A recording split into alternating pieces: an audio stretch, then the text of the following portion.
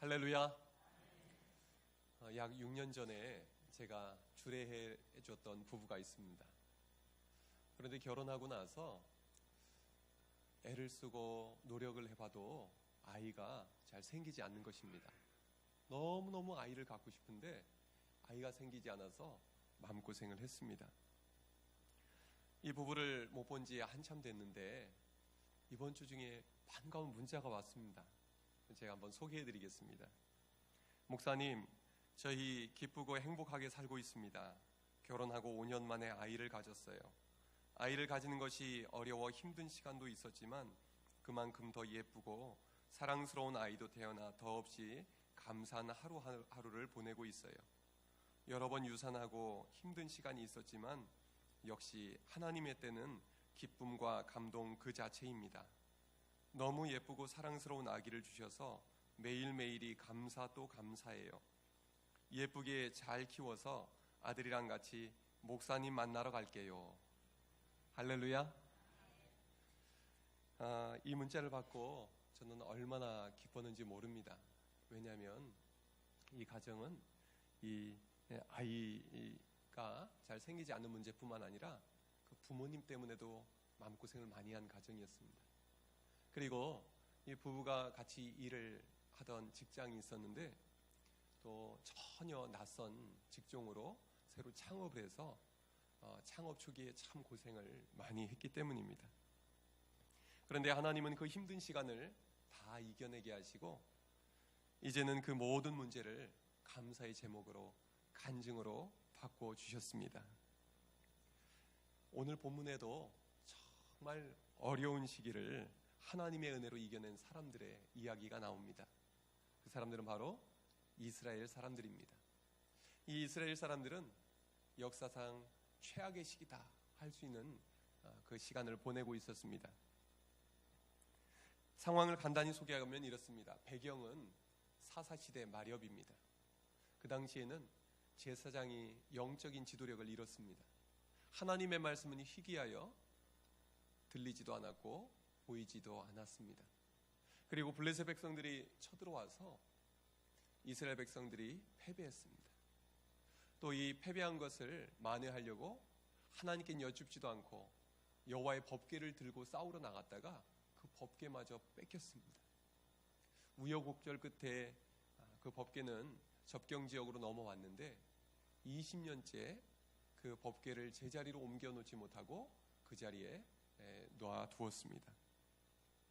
이스라엘 백성들에게는 영적인 사모함이 아주 간절했습니다. 이때 사무엘이 이스라엘 족속에게 이렇게 말합니다. 만일 너희가 전심으로 여호와께 돌아오려거든 이방신들과 아스타롯을 너희 중에서 제거하고 너희 마음을 여호와께로 향하여 그만 섬기라. 그리하면 너희를 블레셋 사람의 손에서 건져내시리라. 아멘. 이스라엘 백성들은 이방신 바알과 아세롯 그 모든 신들, 하나님 대신 섬기던 그 모든 신들, 그 신상들을 제거합니다. 그리고 여호와만 섬깁니다. 사무엘이 다시 말합니다. 온 이스라엘은 미스바로 모여라. 내가 너희를 위하여 기도하리라. 그래서 기도하기 위해서 이스라엘 백성들이 미스바로 다 모여듭니다. 하나님의 은혜를 사모했던 마음이 컸던 만큼 다들 모여 기도하러 모였습니다.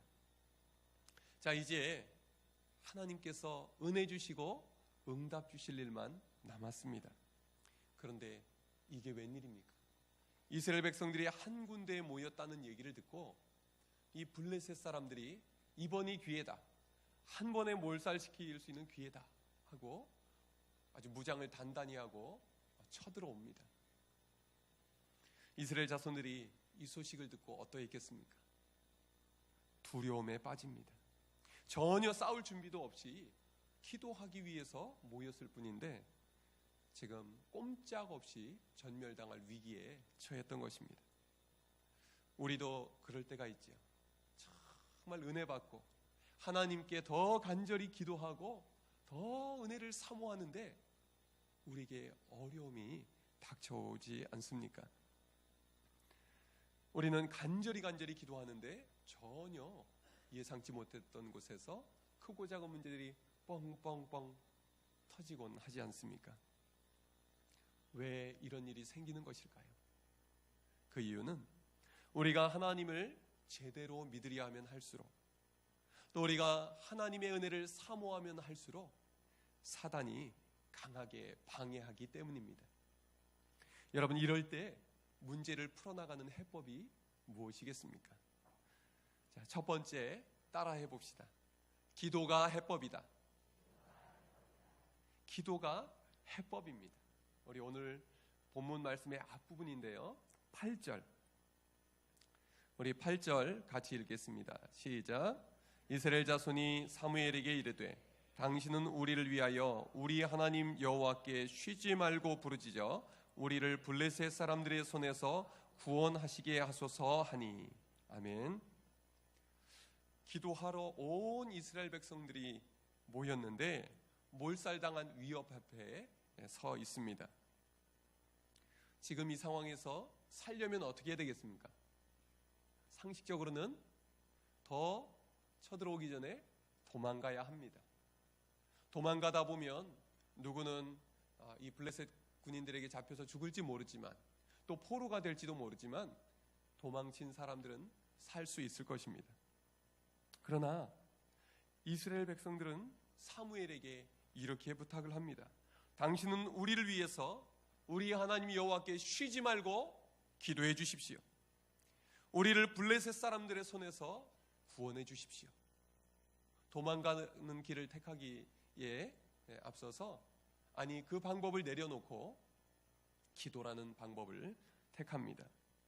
기도하다가 생긴 문제는 기도로 풀어야 합니다.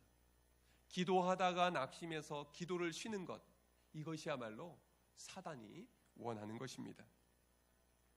그러나 이스라엘 백성들은 하나님 앞에서 옳은 선택을 합니다. 기도가 해법입니다. 하나님은 먼저 기도하게 하십니다. 낙심 말고 계속해서 기도하게 하십니다. 그러면 기도할 때 무슨 일이 일어날까요? 우리 9절 말씀 또 읽겠습니다. 시작. 사무엘이 젖 먹는 어린 양 하나를 가져다가 온전한 번제를 여호와께 드리고 이스라엘을 위하여 여호와께 부르짖음에 여호와께서 응답하셨더라. 아멘. 기도가 먼저입니다. 응답은 그 다음입니다. 하나님은 항상 기도를 먼저 하게 하시고 그 다음에 응답을 해주십니다. 왜 그럴까요? 우리가 기도하지도 않았는데 응답을 해주시면, 문제를 해결해 주시면 어떻게 되겠습니까? 하나님이 해결해 주신 줄도 모릅니다. 그냥 우연히 일이 해결된 줄로 압니다. 운이 좋았다고 생각할 수도 있습니다. 아니면 자기가 잘해서 문제가 해결되었다고 착각하기가 쉽습니다. 그렇지 않습니다. 모든 문제 해결은 하나님이 해주십니다. 그러므로 우리에게 다가온 문제는 우리를 기도로 부르시는 초대장입니다. 우리 덕충교회 교인들도 올 한해 어려움들을 겪으셨지요. 그리고 여러분들 담임 목사 청빙 과정에서 기도 많이 하셨다고 말씀을 들었습니다.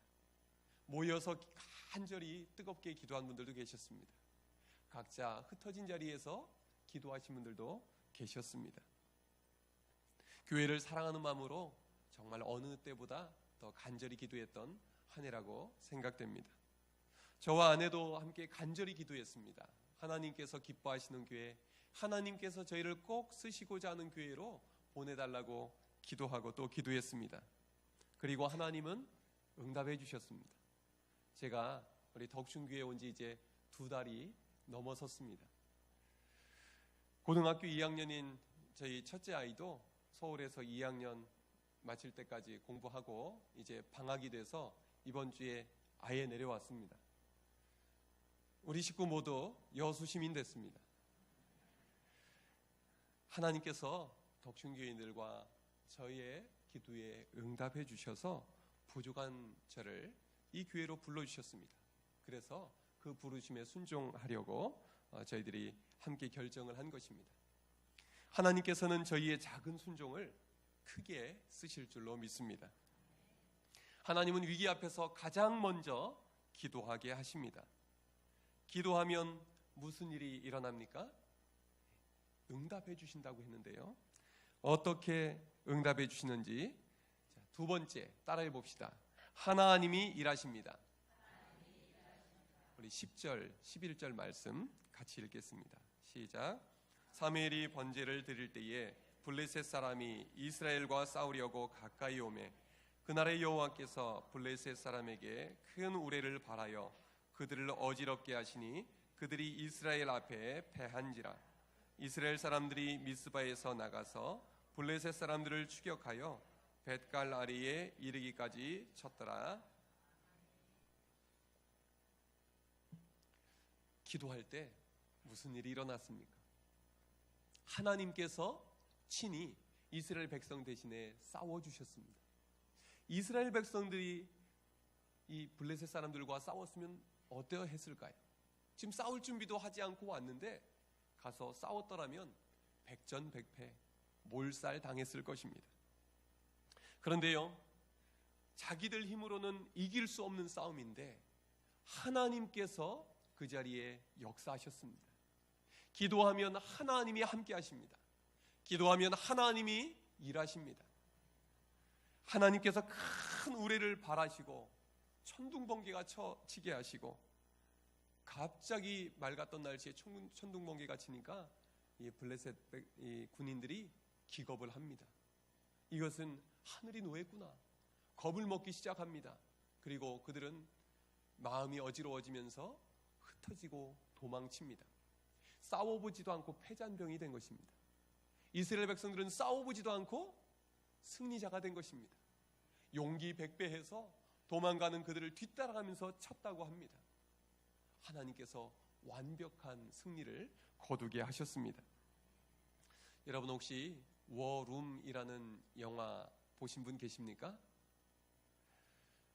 이 내용에 제가 일부를 소개해드리고자 합니다. 이 영화에는 결혼 16년 차 부부가 나옵니다. 남편은 아주 잘 나가는 제약회사에 잘 나가는 직원입니다.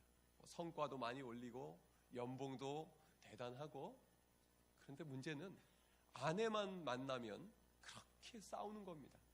매일매일 싸웁니다. 그러다가 이제 결국은 결혼이 파탄날 지경까지 갔습니다. 그 즈음에 이 아내가 기도하는 할머니 한 분을 만납니다. 그 할머니가 이렇게 가르쳐 줍니다. 우리가 싸워야 할 대상이 누구인지 정확히 알고 싸워야 합니다.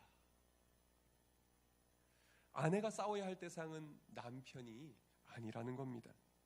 할머니는 자기 집에 기도방을 따로 마련해 놓고 이 벽에 벽장인 곳을 기도방으로 바꿔놓고 거기서 매일 기도하는 할머니였습니다. 그 방을 보여주면서 이렇게 말합니다. 여기가 내가 매일매일 싸우는 곳입니다. 나도 전에는 당신처럼 남편과 싸우곤 했는데 아무 소용이 없었습니다. 우리는 틀린 적과 싸우고 있는 것입니다. 남편을 고치려는 것, 그것은 당신의 일이 아닙니다. 남편을 사랑하고 존경하고 그를 위해 기도하는 것이 당신의 일입니다. 하나님께 간청해야 합니다. 하나님만이 하실 수 있는 일을 당신이 방해하지 말고 하나님이 하시도록 기도로 맡겨드리세요. 그때 아내가 말합니다. 어디부터 시작해야 될지 모르겠습니다. 이 할머니가 대답합니다. 하나님의 말씀으로 기도를 시작해 보세요. 그리고 당신 마음의 주인의 자리를 하나님께 내어드리세요. 당신은 그 자리에서 내려와야 합니다. 내가 먼저 하나님께 굴복해야 합니다. 남편을 바꾸려 하기 전에 내가 먼저 하나님 앞에 굴복해야만 합니다. 그때 아내가 이해가 되지 않아서 이렇게 또 묻습니다. 제 남편이 저를 짓밟도록 내버려 두란 말입니까? 할머니가 대답합니다. 하나님께 맡기세요. 그리고 나서 초점을 진짜 적에게 맞추는 겁니다. 숨어서 당신을 방해하는 적, 당신을 속이고 주님과 남편에게서 당신을 떼놓으려고 하는 그 정 말입니다. 사탄은 훔치고 죽이고 파괴하러 옵니다. 사탄은 하나님이 당신에게 주신 그 기쁨을 빼앗아가려 합니다. 그리고 당신의 믿음을 죽이고 당신의 가족을 파괴하려 하고 있습니다. 이제 기도로서 싸워야 합니다. 그리고 진짜 적을 하나님의 말씀으로 집에서 내어 쫓으십시오. 지금은 진짜 적과 싸워야 할 때입니다. 그리고 싸우는 법을 가르쳐 줍니다. 먼저 방해물을 제거하세요. 하나님을 바라보는데 방해가 되는 걸 다 제거하세요. 그리고 하나님께 필사적으로 매달리세요. 주님께 필요와 간청을 올리세요. 그리고 회개하고 고백할 것이 있다면 하나님께 고백하십시오. 가르쳐 준 대로 이 아내는 집에 돌아와서 하나님께 간절히 기도합니다. 하나님, 지금 하나님이 필요합니다. 당장 필요합니다. 저는 남편에게 너무너무 화가 나 있었습니다. 지금도 견딜 수 없이 화가 나 있습니다. 하지만 전 제 결혼 생활을 잃고 싶지 않습니다. 저를 용서해 주십시오. 제 마음의 이 모든 분노도 가져가 주십시오. 그리고 사탄에게 이렇게 예수 그리스도의 이름으로 외칩니다. 넌 내 마음을 오랫동안 가지고 놀았다. 이제 더 이상은 안 된다. 이제 예수님이 이 집의 주인이시다. 예수 이름으로 너는 당장 나가라. 예수님이 이미 너를 이기셨기 때문이다. 아내가 이 기도를 드리고 있는 같은 시간에 남편은 다른 여자를 만나서 외도를 하기 직전이었습니다. 이 아내의 기도가 더욱더 간절해졌습니다. 하나님이 더 강력하게 임재하셔서 기도를 지키셨습니다. 그리고 그 남편의 마음을 하나님이 돌이켜 주셨습니다. 그는 그 외도에 빠지지 않고 다시 집으로 돌아옵니다. 그리고 아내에게 용서를 구하고 다시 부부 생활이 행복한 부부 생활로 회복되게 되었습니다. 이 영화의 핵심은요, 내가 싸우지 말고 기도로 싸우라는 것입니다. 우리끼리 싸우지 말고 우리를 싸우게 만드는 진짜 적, 바로 그 사단과 맞서라는 것입니다. 기도하면 하나님이 대신 싸워주십니다. 기도 없이 싸우면 내가 싸워야 합니다. 백전백패입니다. 기도 없이 일하면 내가 내 힘으로 일하는 것입니다. 성과가 별로 없습니다. 그러나 기도하면 하나님이 일하십니다. 기도하면 하나님이 싸워주셔서 우리에게 승리를 허락하실 줄로 믿습니다. 이제 한 일주일 정도 뒤면 우리가 새해에 신년 특별 새벽 기도회를 갖게 됩니다. 신년 축복 특별 새벽 기도회. 우리가 일주일 동안 월요일부터 토요일까지 새벽 기도를 할 텐데요. 사모하는 마음으로 나오시기를 바랍니다. 그때는 이제 조보에도 넣어놨는데 요일별로 축복 기도도 해줄 겁니다. 아이들도 우리 환우분들도 어려움을 겪는 이들도 함께 간절히 기도할 것입니다. 기도하면 하나님이 일하십니다. 또 신년부터 수요 예배, 수요 기도회죠. 수요 기도회 때 정말 뜨겁게 기도하려 합니다. 말씀은 사도행전의 말씀을 붙들고 기도할 것입니다. 사도행전은 기도할 때 무슨 일이 일어났는지, 어떤 놀라운 일이 일어났는지를 가장 잘 보여주는 말씀입니다. 우리가 사도행전의 말씀을 붙들고 기도할 때 하나님께서 우리에게 놀라운 응답 주실 줄로 믿습니다. 기도 응답을 받은 후 사무엘은 어떻게 합니까? 하나님께 이렇게 감사의 고백을 드립니다. 저를 따라해 보시기 바랍니다. 여호와께서 여기까지 우리를 도우셨다. 우리 12절 말씀을 함께 읽겠습니다. 시작. 사무엘이 돌을 취하여 미스바와 센 사이에 세워 이르되 여호와께서 여기까지 우리를 도우셨다 하고 그 이름을 에벤에셀이라 하니라. 아멘. 승리한 후에 승리에 들떠 있지 않았습니다. 자기들끼리 자축하지 않았습니다. 제일 먼저 하나님께 감사합니다. 하나님께 영광을 올려드립니다. 그리고 이 승리의 기쁨이 가시기 전에 꼭 해야 할 한 가지 일을 합니다. 그것은 돌을 하나 세웁니다. 그리고 그 돌의 이름을 에벤 에셀이라고 합니다. 에벤은 히브리 말로 돌입니다. 에셀은요, 도움. 합치면 무슨 뜻일까요? 순서를 바꾸면 됩니다. 도움의 돌. 돌을 세워놓고 여호와께서 우리를 여기까지 도우셨다 하는 증거로 이 변하지 않는 돌처럼 우리가 이 도우심을 변하지 말고 기억하자 하는 의미로 세워둡니다. 그들은 제일 먼저 하나님 앞에 감사를 올릴 줄 알았던 것입니다. 오늘의 이 은혜를 잊지 말자. 앞으로 무슨 일이 생겨도 우리를 오늘 도우신 이 하나님이 우리를 계속 도우실 것을 믿고 하나님께 계속해서 기도하자는 겁니다. 변함없으신 하나님이 우리를 변함없이 도우실 테니까요. 우리는 종종 하나님께서 주신 은혜는 빨리 있습니다. 그리고 새로운 간국거리로 곧바로 넘어가지요. 왜 응답해 주시지 않느냐고, 왜 하나님은 이렇게 침묵하시냐고, 우리는 지난날에 받은 도움을 잊어버리고 하나님께 원망도 하고 불평도 하고 의심을 하기도 합니다. 여러분, 올 한 해를 돌아보면서 하나님께서 우리에게 주신 감사거리들을 한번 기억해 보시기 바랍니다.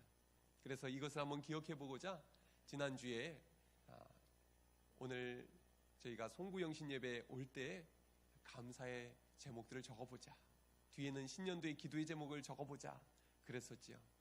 우리가 하나님 앞에 감사하면서 올 한 해를 마무리할 수 있기를 바랍니다. 하나님께서 이렇게 도움의 돌 에벤에셀을 세우고 하나님만 바라보고 하나님만 의지하는 이 이스라엘 백성들에게 어떤 은혜를 주셨습니까? 오늘 본문 13절 14절 한 번 더 읽겠습니다. 시작. 이에 블레셋 사람들이 굴복하여 다시는 이스라엘 지역 안에 들어오지 못하였으며 여호와의 손이 사무엘이 사는 날 동안에 블레셋 사람을 막으시매 블레셋 사람들이 이스라엘에게서 빼앗았던 성읍이 에그론부터 가드까지 이스라엘에게 회복되니 이스라엘이 그 사방 지역을 블레셋 사람들의 손에서 도로 찾았고 또 이스라엘과 아모리 사람 사이에 평화가 있었더라. 아멘. 하나님은 이렇게 도움의 돌을 세우고 하나님의 이름을 높여드리고 하나님 앞에 감사하는 이 이스라엘 백성들에게 계속해서 응답을 주시고 은혜를 내려주십니다. 하나님은 블레셋 사람들을 막아주셨습니다. 더 이상 쳐들어오지 못하도록 사무엘에 사는 날 동안 막아주셨습니다. 또 이 블레셋 사람들에게 빼앗겼던 모든 성읍을 회복합니다. 되돌려받습니다. 뿐만 아니라 서로 화평케 되었다 말씀합니다. 서로 싸우고 서로 갈등하던 블레셋과 화평을 이루게 되었다는 것입니다. 사람의 힘으로 할 수 없는 일이었습니다. 원수와 화평할 수 있는 것은 하나님만이 일으키실 수 있는 기적이지요. 우리 또한 올 한 해 하나님의 은혜로 여기까지 왔습니다. 하나님의 은혜가 없이는 여기 이 자리에 우리가 어떻게 앉아서 하나님께 예배 드릴 수가 있었겠습니까? 오늘 여기까지 우리를 도우신 하나님이 우리 덕충교회를 앞으로도 지켜주시고 도와주실 줄로 믿습니다. 새해에는 우리 교회가 잃어버렸던 그 모든 것을 하나님께서 회복시키시고 이전보다 가장 좋았던 때보다 더 넘치도록 채우시고 부어주실 줄로 믿습니다. 할렐루야. 18개월짜리 한 여자아이가 있었습니다. 그런데 이 여자아이가 이 엄마가 잠깐 밖에 나갔다 오려고 했던 모양이에요. 아이를 혼자 놔두고 나갔는데 이 아이가 어떻게 나오다가 연탄뿌리에서 팔팔 주전자가 물이 끓고 있었는데 그만 넘어져서 거꾸로 그 주전자로 떨어졌습니다. 이 어린아이에게 그 뜨거운 물이 다 쏟아졌습니다. 그래서 3도 화상을 입었는데요. 얼굴 전체 그리고 한쪽 손에 3도 화상을 입게 되었습니다. 처음에는 의사들이 생명을 잃을 수 있다 그렇게 위험한 상황이라고 했는데 가까스로 생명을 건졌습니다. 그런데요, 진짜 문제는 이 아이가 집을 떠나서 초등학교를 가게 되면서부터입니다. 이 학교에서 아이들이 보기만 하면 놀려대는 것입니다. 파충류, 괴물, 귀신.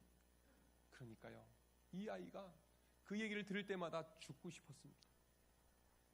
이 안에서는 원한과 분노가 매일같이 끌어올랐습니다. 중학교 2학년 때에 이 화상 무료 수술을 해준다 하는 얘기를 듣고 이 얼굴 좀 고쳐보겠다고 수술을 받았습니다. 그런데요, 이 수술이 성공하지 못하고 실패했습니다.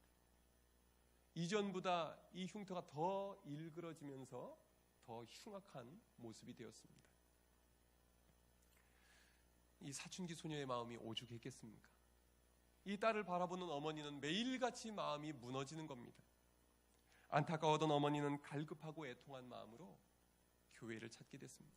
전혀 예수님을 모르던 집안이었습니다. 그런데 이 어머니가 교회를 찾아갔다가 하나님 말씀을 듣고 하나님을 만나게 됩니다.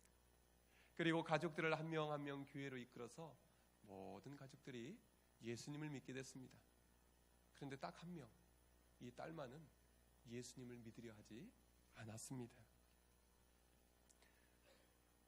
대신에 죽기 살기로 공부해서 시골에서 서울로 대학을 진학을 하게 됩니다. 그런데 막상 합격 소식을 듣고 나니 서울로 갈게 두려운 겁니다. 이 얼굴로 가면 날 어떻게 볼까? 어린 마음에 기도원을 찾아가서 기도했습니다. 하나님, 이 얼굴 좀 고쳐주세요. 하나님, 기적을 일으켜 주셔서 제 얼굴 좀 고쳐주세요.